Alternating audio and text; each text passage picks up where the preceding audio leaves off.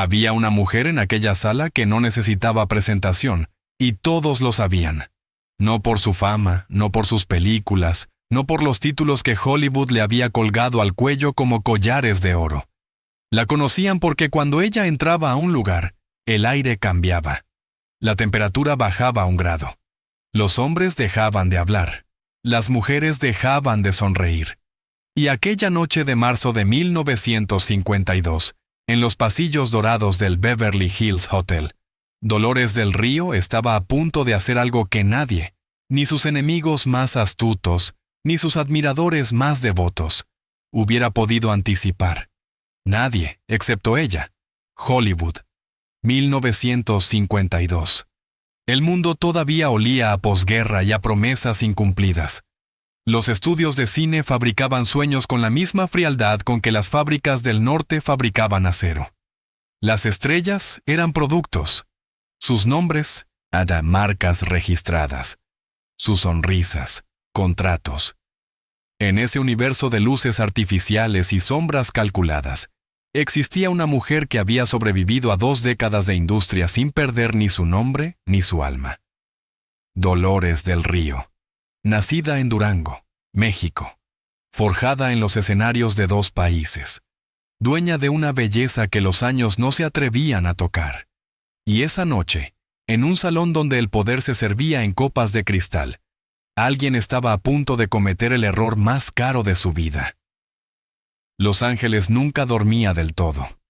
Había en ella una especie de insomnio elegante, una incapacidad constitucional para el silencio. Incluso a las 11 de la noche, cuando las colinas de Hollywood se envolvían en una bruma plateada y los carteles luminosos de Sunset Boulevard parpadeaban como estrellas moribundas, la ciudad seguía respirando. Ni seguía maquinándose.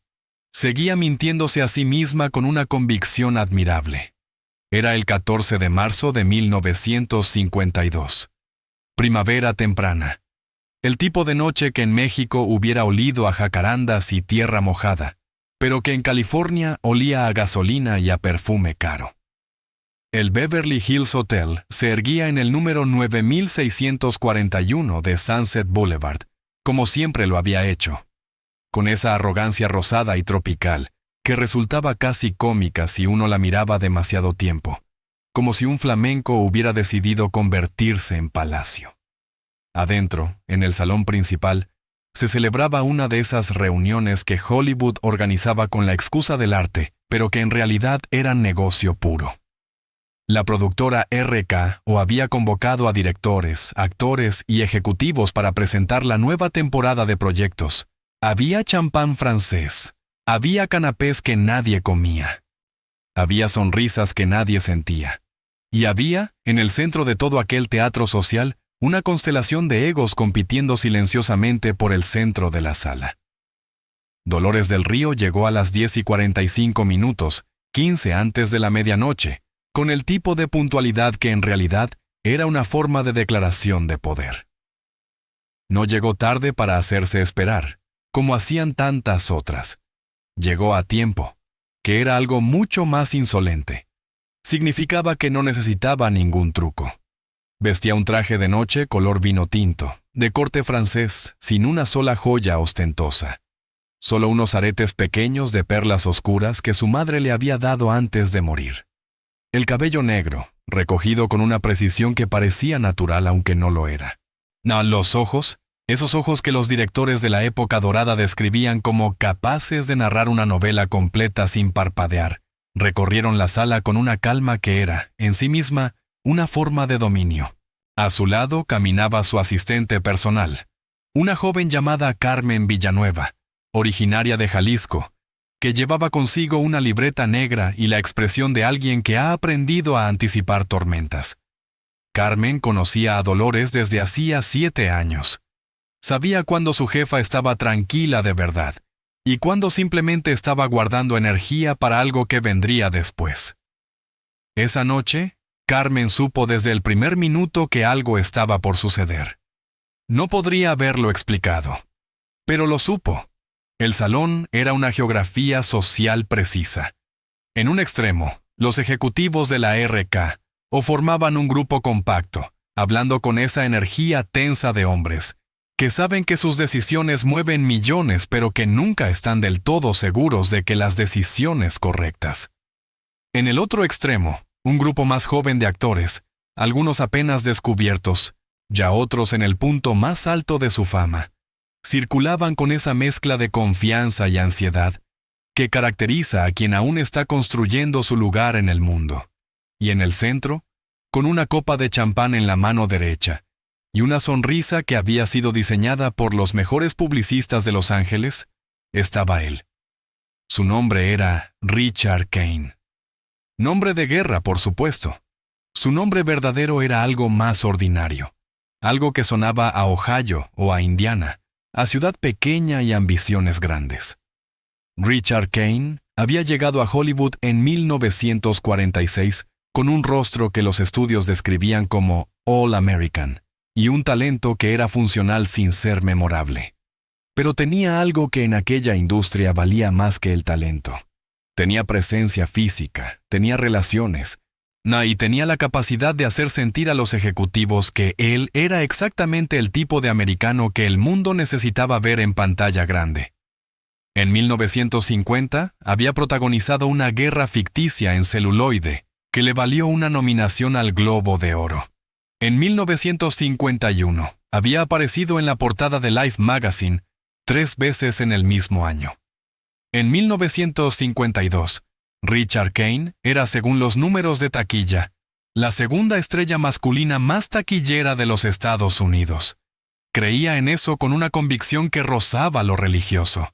Y Richard Kane, esa noche, había estado bebiendo desde antes de que llegara Dolores. No de manera visible, era demasiado calculado para eso. Pero Carmen lo notó. Y Dolores también, aunque todavía no lo miraba directamente. O tenía ese don que las mujeres que han sobrevivido mucho tiempo en espacios de hombres desarrollan por pura necesidad, de percibir el peligro sin necesidad de mirarlo a los ojos. La primera hora transcurrió sin incidentes. Dolores habló con el director Robert Wise, con quien tenía una relación profesional de mutuo respeto. Intercambió algunas palabras con la esposa de uno de los productores, una mujer de Boston que había leído demasiado a Henry James y lo dejaba saber en cada conversación. Bebió agua con gas, no champán. Sonrió en los momentos exactos en que sonreír era necesario. Fue a las 11:30 cuando Richard Kane se acercó.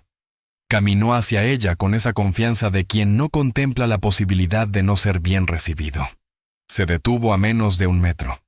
La miró de arriba a la abajo con una lentitud que pretendía ser admiración, pero que era, en realidad, una forma de evaluación, de clasificación.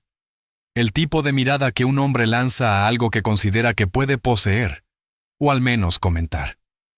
Dolores, dijo con el tono de quien usa el nombre de pila de alguien sin haber recibido permiso para hacerlo. Sigue siendo la mujer más bella de cualquier sala en la que entras. Era un cumplido, en la superficie. Pero había algo debajo que Carmen sintió antes de que su jefa respondiera. Una condescendencia muy particular, la de quien cree que una mujer latinoamericana debería agradecer ser vista por un hombre como él. Dolores del Río lo miró. Por primera vez en la noche, lo miró directamente. Y no dijo nada. Por exactamente 4 segundos, no dijo absolutamente nada. 4 segundos de silencio pueden ser una eternidad cuando el mundo entero está observando. Y el mundo, o al menos, esa fracción del mundo que importaba en aquella sala aquella noche, estaba observando. No de manera obvia. Hollywood había perfeccionado el arte de la mirada periférica, la capacidad de ver todo sin parecer que se mira nada. Las conversaciones continuaban, las copas se levantaban, las sonrisas seguían en sus lugares asignados. Pero cada persona en ese radio de 5 metros había detenido su atención en el espacio que existía entre Richard Kane y Dolores del Río. Era Carmen quien mejor podía describir lo que sucedió en esos 4 segundos, porque era la única persona en la sala que miraba directamente a su jefa sin pretender hacer otra cosa. Vio cómo los ojos de Dolores no parpadearon, y vio cómo su postura no cambió ni 1 milímetro. ni hacia adelante, en señal de confrontación, ni hacia atrás, en señal de retirada. Se quedó exactamente donde estaba, como si las palabras de Kane hubieran sido apenas una brisa que pasó sin moverla. Y entonces Dolores habló. «Richard», dijo, con una voz que tenía la temperatura del mármol en invierno. «¿Cuánto tiempo llevas en esta industria?» Kane parpadeó. No era la respuesta que esperaba. Ninguna respuesta habría sido la que esperaba. Esperaba una reacción, no una pregunta. «Desde el 46», respondió recuperando rápidamente su sonrisa. 6 años. 6 años, repitió Dolores, como si estuviera calculando algo. Tomó un pequeño sorbo de su agua con gas. «Yo llevo 26». Hubo una pausa. Kane sonrió de nuevo. Esta vez, con una ligera tensión en las comisuras que un observador atento podría identificar como el inicio de la incomodidad. «Un logro impresionante», dijo, «especialmente viniendo de donde vienes». Ahí estaba. Esa pequeña carga escondida en una frase aparentemente gentil. «Especialmente viniendo de donde vienes». Era la clase de comentario que en 1952 muchos hombres de la industria hacían sin pestañear, convencidos de que estaban siendo generosos, no condescendientes, convencidos de que reconocer el origen de alguien como una limitación superada era una forma de elogio. Carmen cerró los ojos por un momento. Los volvió a abrir. Dolores del Río dejó pasar exactamente 3 segundos antes de responder. Lo suficientes para que el comentario flotara en el aire y todos a su alrededor, aunque fingieran no escuchar, lo registraran en su memoria. «¿Y de dónde vengo yo, Richard?», preguntó, sin hostilidad, con una curiosidad que era, en sí misma, devastadora, porque obligaba al interlocutor a decir en voz alta lo que había insinuado. Kane rió, un poco más corto de lo natural. «De México, por supuesto. Es un cumplido, Dolores. Estoy diciendo que has logrado». «Lo que muy pocos logran», lo interrumpió ella con suavidad. «Sí, lo sé. También sé que Ramón Novarro lo logró, y que Lupe Vélez lo logró, y que Gilbert Roland lo logró, y que Anthony Quinn está en proceso de lograrlo. Todos venían de algún lugar que no era Ohio, Richard». Fue la primera vez que ella usó el nombre del estado, no el nombre de él. El estado. Como si estuviera recalibrando la geografía de la conversación, recordándole que él también venía de algún lugar, y que ese lugar no era particularmente más noble que ningún otro. Kane procesó esto. El salón, alrededor de ellos, seguía en movimiento pero con una quietud interior que era casi musical. «No pretendía ofender», dijo él, y ya había en su voz algo que podría haber sido el inicio de una disculpa, si él hubiera sabido cómo terminarla. «No, claro que no», respondió Dolores. «Los hombres que pretenden ofender son más honestos. Son los que no pretenden los que resultan más reveladores». Y aquí fue donde algo en la sala cambió de manera perceptible. Un par de personas que estaban más cerca y que habían captado la conversación intercambiaron una mirada rápida. El director, Robert Wise, que estaba a unos metros, bajó ligeramente su copa. La esposa del productor, la de Henry James, soltó una pequeña exhalación que podría haber sido admiración. Kane se recompuso. Era un actor, al fin y al cabo. La recomposición era su herramienta de trabajo. «Bien», dijo, con una sonrisa más calculada esta vez. «Quizás debería haber elegido mis palabras con más cuidado». «Oh, quizás», acordó Dolores. «Las palabras son lo único que tenemos cuando las cámaras no están encendidas». Hizo una pequeña pausa y luego agregó, con una serenidad que era casi pedagogía.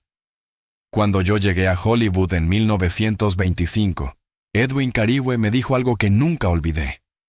Me dijo que en este negocio, la única moneda que no pierde valor con el tiempo es el respeto que uno se guarda a sí mismo. Todo lo demás, el dinero, los contratos, la fama, va y viene. Pero la manera en que uno se para en una sala, eso se queda».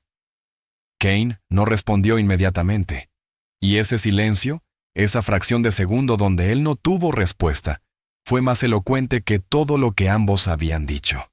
«Ha sido un placer, Richard», dijo Dolores, con una inclinación de cabeza perfectamente calibrada.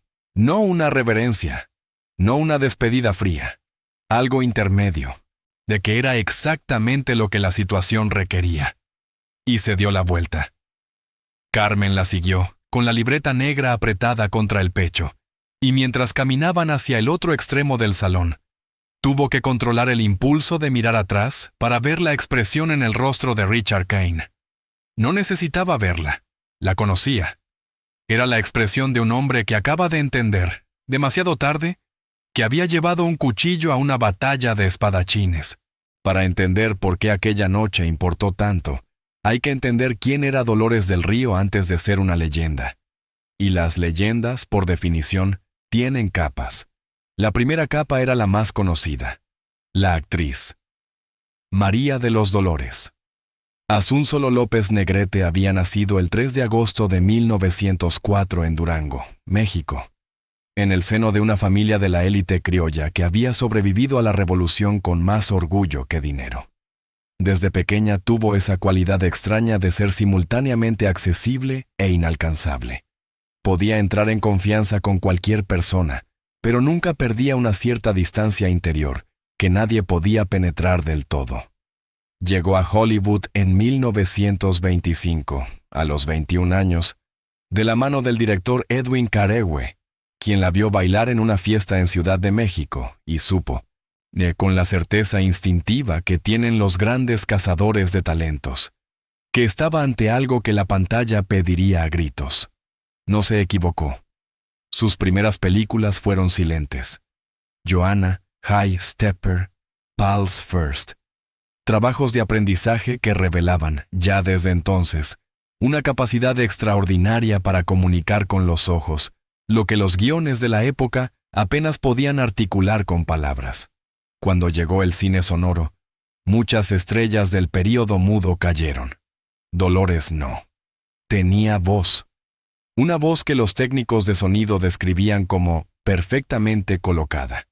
Ni demasiado alta ni demasiado baja, con una cadencia que oscilaba entre lo musical y lo confidencial. La segunda capa era más compleja.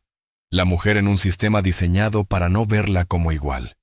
Hollywood de los años 20 o 30 y 40 tenía una gramática racial y de género que era tan rígida como invisible para quienes estaban dentro de ella.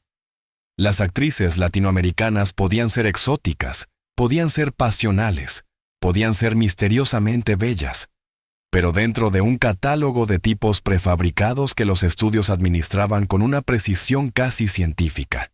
La Spitfire apasionada, la Dark Lady insondable, la bailarina sensual de origen ambiguo, casillas en las que el sistema quería colocarlas y mantenerlas. Dolores del Río nunca cupo del todo en ninguna casilla.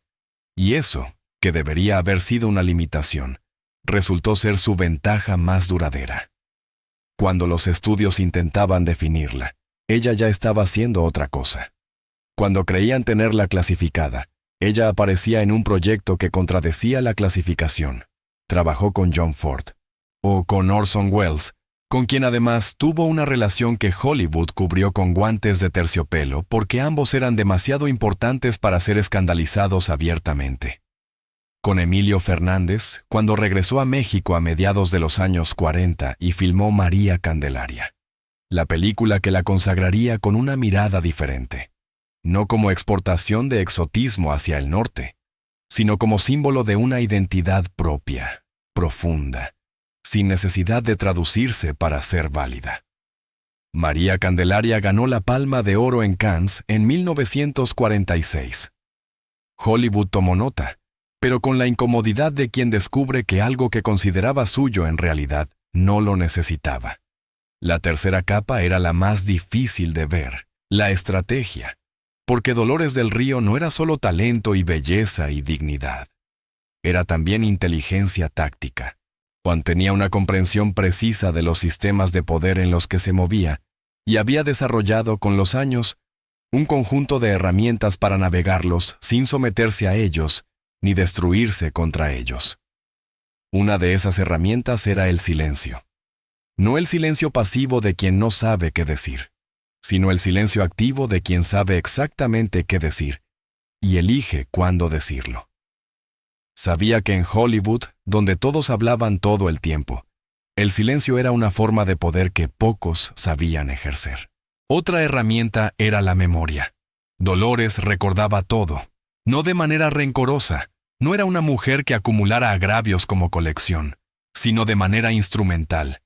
Recordaba quién había dicho qué en qué momento, qué había querido decir realmente, qué interés protegía con esas palabras. Esa memoria le daba una capacidad de anticipación que sus contemporáneos a veces confundían con intuición, pero que en realidad era análisis puro aplicado a la naturaleza humana. ¿Y la tercera herramienta? Quizás la más sofisticada, era la que había demostrado esa noche frente a Richard Kane. La capacidad de devolver una ofensa no con hostilidad, sino con claridad. De iluminar exactamente lo que el otro había intentado hacer, sin acusaciones, sin drama, va simplemente describiéndolo con una precisión que resultaba más letal que cualquier confrontación directa. Era una técnica que había aprendido no en los estudios de cine, sino en los salones de la Ciudad de México, donde la élite política e intelectual del México postrevolucionario había perfeccionado el arte de la conversación como campo de batalla. Había aprendido que la brutalidad es siempre una forma de debilidad disfrazada, que los que gritan no tienen argumentos, y que la elegancia, bien aplicada, puede desmantelar un ego en 30 segundos sin levantar la voz. Mientras Carmen la seguía por el salón del Beverly Hills Hotel, Dolores del Río cargaba toda esa historia en los hombros con la misma facilidad con que cargaba su traje color vino tinto, sin que se notara el peso, pero sin un solo momento de olvido de que estaba ahí. No sabía aún, no podía saber, que lo que había comenzado como un intercambio en una fiesta, estaba a punto de convertirse en algo más. Que Richard Kane, herido en su orgullo con la precisión de un bisturí, tenía planes para esa noche que ella todavía no conocía. Y que antes de que el reloj marcara la medianoche, habría una segunda parte, una mucho más pública. Eran las 12:10 cuando todo empezó de nuevo. La reunión formal había concluido. El director de la RKO había hecho su presentación con el entusiasmo medido de quien sabe que la mitad de los proyectos que anuncia nunca llegarán a rodarse. Había aplausos, había murmullos. Había el suave reordenamiento social que ocurre cuando el pretexto oficial de un evento termina y comienza la parte real. La negociación, la seducción, la manipulación de baja intensidad que es la verdadera moneda de cambio de la industria. Dolores había encontrado un espacio tranquilo cerca de las ventanas que daban al jardín y conversaba con Gloria Castillo, una actriz mexicana joven que había llegado a Los Ángeles hacía apenas un año, y que miraba el salón con esa mezcla de asombro y vértigo, que Dolores reconocía perfectamente. Sí, porque ella misma lo había sentido 27 años antes. Fue en ese momento cuando Richard Kane tomó su decisión. Había estado bebiendo durante el descanso, más de lo razonable, menos de lo aparente. Y había estado pensando con esa clase de pensamiento que el orgullo herido produce en ciertos hombres. No un pensamiento claro, sino una narrativa de revancha que se construye a sí misma con fragmentos de ira y justificación. Se acercó al grupo, esta vez con menos cuidado. Esta vez con testigos específicamente elegidos.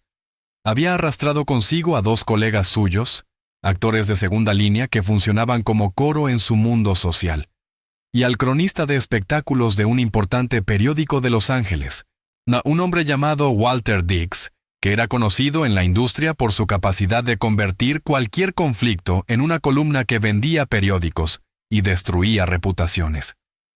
La presencia de Walter Dix no era un detalle menor. Era la escalada. Era Kane diciéndole al mundo, o al menos a esa fracción del mundo que leía las páginas de espectáculos del Los Angeles Examiner, que lo que iba a ocurrir después tenía que ser registrado. «¿Dolores?», dijo, con una voz más alta que la primera vez, lo suficientemente alta para que las 3 conversaciones más cercanas se detuvieran. Me quedé pensando en lo que dijiste antes. Dolores no se volvió de inmediato. Terminó la frase que estaba diciéndole a Gloria Castillo, algo sobre el barrio de Coyoacán y las bugambilias en primavera, antes de girarse hacia él con la calma de quien no reconoce ninguna urgencia en la voz del otro. ¿Sí? Dijo, simplemente. Dijiste que las palabras son lo único que tenemos cuando las cámaras no están encendidas. Hizo una pausa teatral. Quería decirte que encuentro esa filosofía muy interesante, viniendo de alguien cuya carrera en Hollywood terminó hace varios años. El silencio que siguió fue diferente al anterior, más pesado, porque ahora había más personas escuchando, y porque la crueldad de la observación era más directa. Era verdad que Dolores del Río había dejado Hollywood a mediados de los 40. Era verdad que su regreso en 1952 era todavía incierto, que los estudios la miraban con el respeto de quien contempla un monumento histórico, pero no sabe exactamente qué hacer con él en términos comerciales. Kane había encontrado una grieta real y había metido el dedo en ella. Walter Dix sacó discretamente un pequeño cuaderno.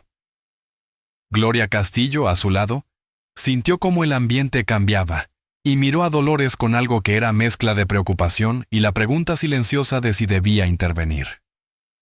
Dolores, sin mirarla, hizo un pequeño movimiento casi imperceptible con la mano derecha. Haz un gesto que significaba, quédate donde estás. Esto es mío. Dolores del Río miró a Richard Kane. Luego miró, brevemente, a Walter Dix. Y en ese momento, según lo que Carmen, que estaba a escasos metros, describiría después a personas de su confianza, ocurrió algo en el rostro de Dolores que era difícil de nombrar. No fue enojo, no fue miedo. Fue algo que Carmen identificó, años después, como reconocimiento. Como si Dolores hubiera visto exactamente el tablero de juego y hubiera entendido todas las piezas en un instante. «Richard», dijo, con una voz que esta vez era más tranquila aún que la primera, lo cual era ominoso de una manera que el salón entero percibió. «Tienes razón. Me fui de Hollywood. Elegí volver a México, a hacer cine mexicano. Gané la Palma de Oro en Cannes. ¿Y tú? ¿Qué ganaste en los últimos 6 años? Haz además de columnas de periódico». Caín abrió la boca. La cerró. Dolores continuó sin levantar la voz, sin perder el tono de conversación normal, como si estuviera discutiendo algo perfectamente mundano. «Mencionas que mi carrera terminó, pero estoy aquí. Fui invitada por la RKO. Me reuní esta noche con Robert Wise, que es uno de los mejores directores que tiene este país. Y Walter se volvió directamente hacia el cronista, que tuvo el reflejo involuntario de cerrar su cuaderno. Ya tiene suficiente material para su columna. Aunque le sugiero que piense cuidadosamente qué historia quiere contar.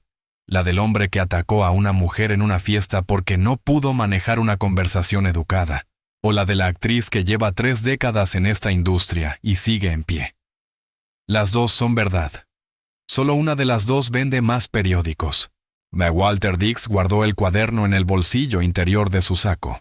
Y Richard Kane, por primera vez en toda la noche, no encontró ninguna respuesta. La medianoche llegó con esa discreción que tienen las horas importantes, sin anuncio, sin ceremonia, simplemente apareciendo donde antes no estaba. El reloj en la pared del salón del Beverly Hills Hotel marcó las 12 en punto con un leve clic que nadie escuchó, porque la orquesta había comenzado a tocar un estándar de jazz que llenó el ambiente de esa melancolía festiva que solo el jazz de los 50 sabía producir. Richard Kane se retiró del espacio. No de manera dramática. Eso habría sido admitir derrota de un modo que su orgullo no podía procesar. Se retiró con movimientos graduales. Primero una conversación con uno de sus colegas en el otro extremo del salón. Luego otra copa en la barra. Luego una despedida general formulada en voz lo suficientemente alta para que pareciera que él elegía irse, no que había sido expulsado. Walter Dix se acercó a Dolores 20 minutos después, solo, sin cuaderno. «Señorita del Río», dijo, con una cortesía que tenía en ella algo diferente a la de antes, algo que podría llamarse respeto genuino, aunque en un cronista de espectáculos, esa distinción era siempre provisional. Lo que dijo antes no fue para su columna, respondió ella sin dureza. Fue para la sala. Dix asintió lentamente. ¿Puedo preguntarle algo off the record? Dolores lo consideró, lo miró, evaluó.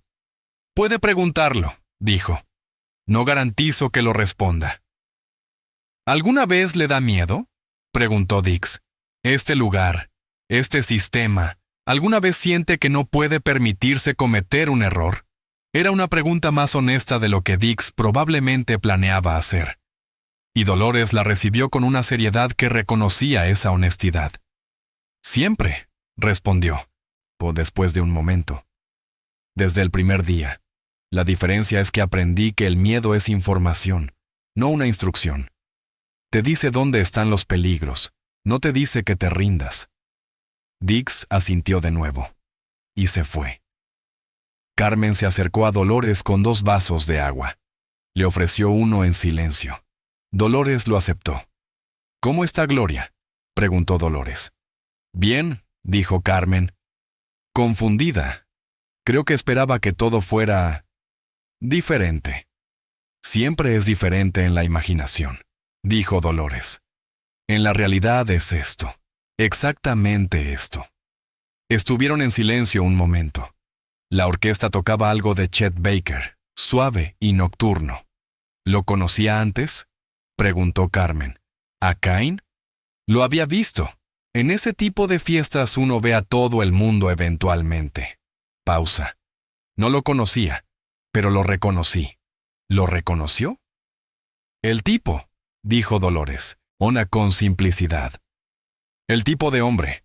El que necesita que tú seas menos para sentirse más. Los he conocido en 3 países y en 2 idiomas. Siempre son el mismo hombre. Carmen reflexionó sobre esto. ¿Y siempre termina así? Dolores tomó un sorbo de agua. No siempre. A veces termina peor. Lo dijo sin dramatismo, con la serenidad de quien enumera hechos. Esta noche salió bien porque había suficiente gente inteligente en la sala. En otros contextos, con otros testigos, la historia se cuenta diferente. Era una lucidez que Carmen encontraba a veces difícil de sostener. La conciencia de que la justicia no era una constante, sino una variable dependiente de las circunstancias.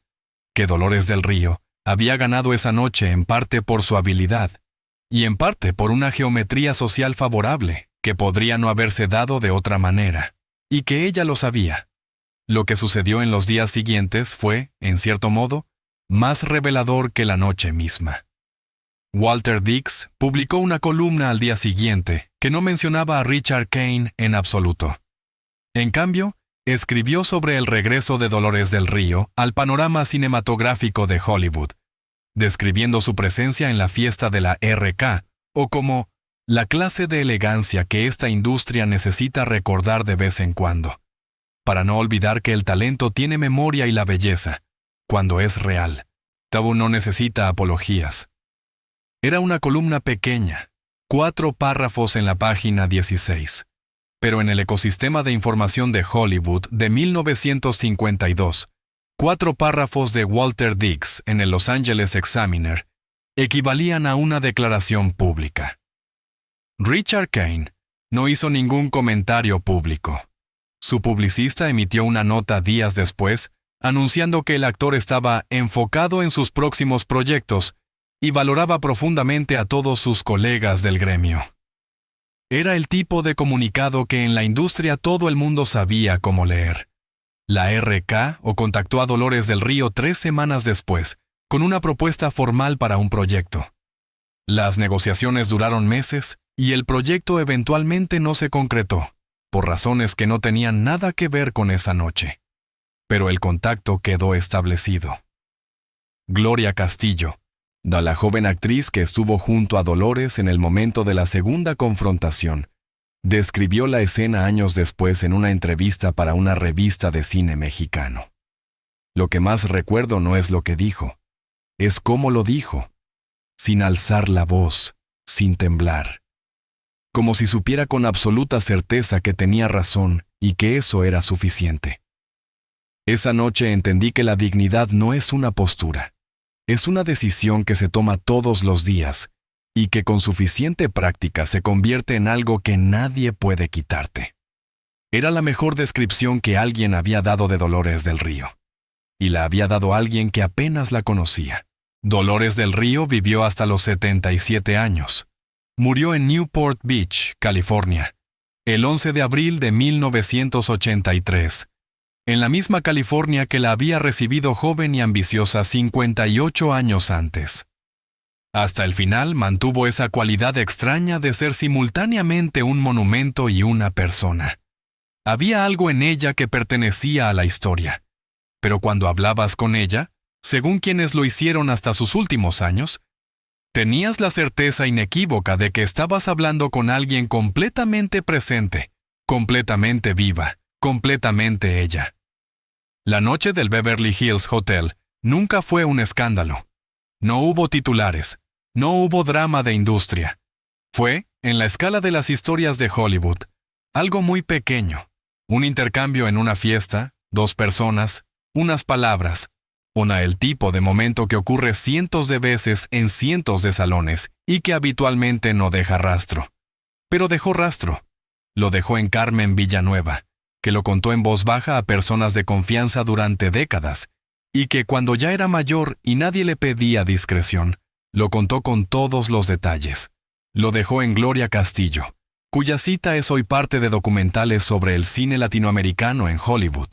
Lo dejó en Walter Dix, que en sus memorias, publicadas en 1971, cuando ya ningún contrato lo obligaba a cuidar sus palabras, describió esa noche como una de las pocas veces en mis 30 años de cronista que fui testigo de algo genuinamente digno en una industria que habitualmente confunde el espectáculo con la sustancia. Y lo dejó, de alguna manera que es difícil de medir pero imposible de negar, en el aire de esa ciudad. En la memoria colectiva de una industria que olvida rápido y recuerda mal, pero que en sus mejores momentos es capaz de reconocer cuándo ha estado en presencia de algo real. Richard Kane tuvo una carrera de 15 años más, no brillante, no desastrosa, el tipo de carrera que se sostiene con competencia técnica y relaciones en el lugar correcto. Se retiró en 1967 y murió en 1989. En su obituario en Variety, su nombre fue mencionado en 3 párrafos. El nombre de Dolores del Río aparece en libros de historia del cine en 4 idiomas. No porque esa noche cambiara el mundo. El mundo no cambia en una noche, en una sala, con 2 personas y unas palabras precisas. El mundo cambia con la acumulación de esos momentos. Cada vez que alguien decide, ante la incomodidad de un salón que mira sin mirar, que la dignidad no es negociable, que el origen no es una disculpa que deba ofrecerse, que la elegancia no es ausencia de fuerza, sino su forma más refinada. Esa noche de marzo de 1952, en el Beverly Hills Hotel, una mujer de Durango, México, le enseñó a Hollywood algo que la industria nunca terminó de aprender del todo, pero que, al menos por unas horas, tuvo delante de los ojos con una claridad que no podía ignorarse. Que algunas personas no necesitan que nadie las coloque en su lugar, porque ya saben exactamente dónde están.